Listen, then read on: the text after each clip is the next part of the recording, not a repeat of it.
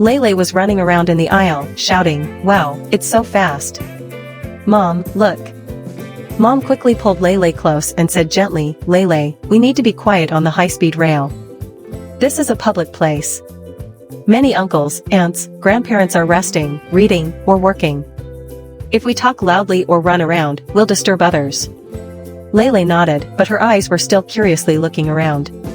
After being quiet for a while, she was attracted by the ice cream cart passing by.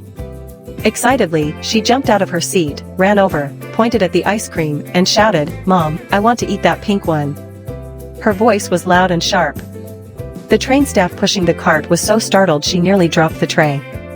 The grandfather sleeping nearby was suddenly awakened. To make things worse, Lele began imitating the birds flying outside the window. She spread her arms like wings and flew in the aisle. As she stood up suddenly, she accidentally bumped into an engineer who was walking by. The hot coffee in the engineer's hand spilled all over herself and Lele's mother. "Ouch, it's so hot," cried the engineer. Mom's clothes were soaked. Lele froze, scared. The whole carriage turned to look, some surprised, some displeased. The train staff hurried over to help clean up the mess. Mom looked at Lele seriously and said, "Lele, look. Didn't Mom tell you to sit quietly on the high-speed train?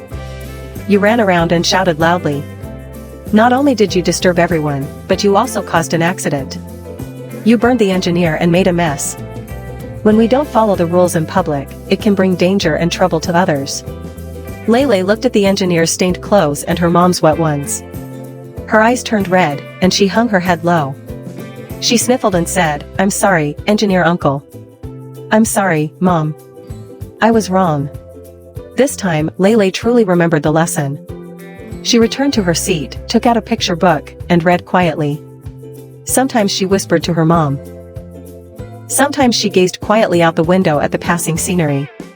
She realized that even in stillness, she could feel the beauty of the journey.